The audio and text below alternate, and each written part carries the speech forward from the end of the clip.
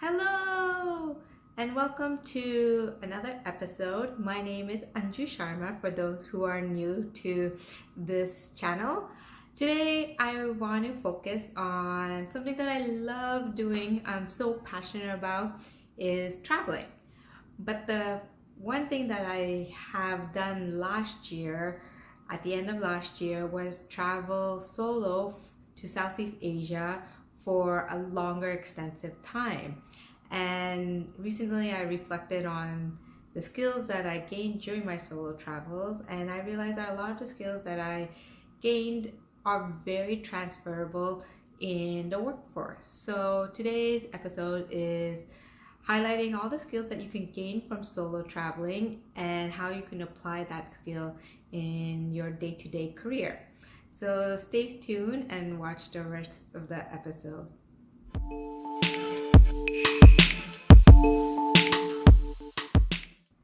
I would rather have a passport full of stamps than a house full of stuff. I have always believed in this quote and followed it, hence why traveling has become a big part of my life. So far, I've been blessed to travel approximately over 50 countries, and I look forward to traveling so many more. And each of this experience, my traveling experience, has taught me so much that I want to share with you today. Last year, I was so fortunate to have had the opportunity to travel all around Southeast Asia, and this solo trip has completely transformed me to a whole new height. So this year, I've been back in the workforce, and I've been obviously reflecting about all the skills that I gained during my solo travel and how I'm applying those skills back into my career. And so today I'm going to focus on several skills that are so amazing from solo travel that I hope one day, if you have never solo traveled, to give it a shot and realize all the wonderful skills that you can gain from it and that you can apply it to both your professional and personal life. First skill, research and planning. I realize that research and planning are key phases of any project that you take on. Especially, it was so helpful and amazing to have researched and planned extensively before my solo travel. By researching and planning ahead, I was much better prepared and aware of any potential risk or unknown that can happen in travel. So it's the same thing that can be done for work. If you better research and plan any project that you take on, you'll be able to deal with any unknown challenges or tough situation that may come along your way in your project. Or if anyone asks any questions about the project that you've taken on, you'll be able to answer them with confidence because you were better prepared for it. Number 2, set goals. I realized that having an overarching main goal for the solo travel project and doing regular check of this goal is important so that we stay on track and we are focused.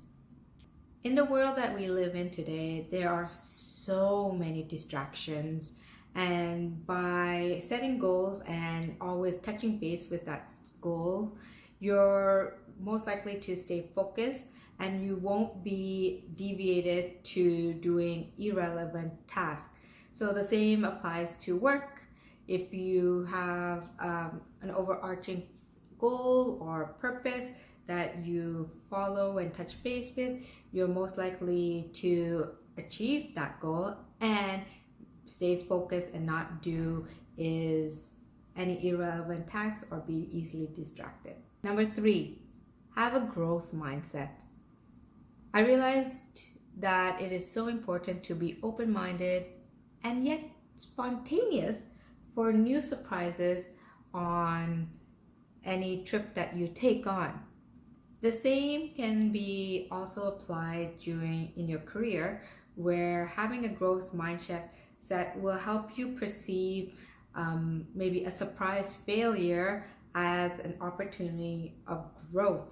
And so it's so important having is the right growth mindset in a career and also in your personal life as well. Develop active listening and communication. I learned to be a very confident communicator and an active listener during my solo travel. You meet all kinds of people and perhaps need help from the people because you are traveling solo. During my solo travel, I had to observe a lot on the non-verbal communication as there was obvious language barrier when I was in Southeast Asia, and I realized the importance of non-verbal cues that plays a part in the overall communication. The same thing applies at work. You will have to observe your colleague or your coworkers' body language as they communicate, as it does speak a volume about what they are trying to communicate overall, as well as it's so important to actively listen to your peers as it really builds the trust that's needed in that relationship. Number 5, optimize budget. I learned to manage my finances really well during my solo travel, as there was a limited budget that I had. For various professional projects, there's always a limited budget that we need to be mindful of. Reflect on lessons learned. I learned to reflect and celebrate all sizes of accomplishment and failure as you learn something about yourself in this process. And the same can be applied to our professional and personal life. Always reflect on various instances in your life and do celebrate the amazing moments. Next, have bravery and strength. I realized how strong and brave I am, especially when dealing with any challenges on my own. This strength can be obviously applied to the workforce, where you may have to deal with tough situations such as demanding priorities or a confrontational colleague, and having this strength to face it really does speak volumes about your character. Last but not the least, have trust. I learned to trust my intuition and have faith in God or the higher consciousness for each and every step of my journey.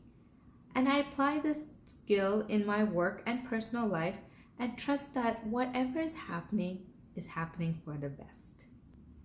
If you ever have the opportunity to travel solo, I highly recommend that you go for it no matter what, because it will push you out of your comfort zone and you will tap into this amazing, profound potential that you have within you. I guarantee that you will learn skills and knowledge and make amazing relationship around the world from your solo travel. So definitely go for it. And for the reflection section, there's 2 questions. What are the skills and knowledge you have gained from your past travel, whether it be, with family, friends, or solo if you've done it before? And the second question is, what is your favorite travel destination? I would love to hear your answer to these questions, so please let me know. You can always reach out to me via email or comments, and I'll be so happy to hear from you. So in summary, for today's episode, we looked at all the skills that you can gain from solo traveling and how you can use that skill and transfer it to your professional life and into your personal life. So some of the skills that I've mentioned in today's episode was like research and planning, having a growth mindset, active listening, setting goals, being brave and strong, and having trust and doing some reflection. So, thank you so much for joining me on today's episode. I am so grateful to have you part of this community. It's because of you that is my driving force to continuously create this type of content to help spread wisdom around the world. Take care and have a wonderful day. Thank you.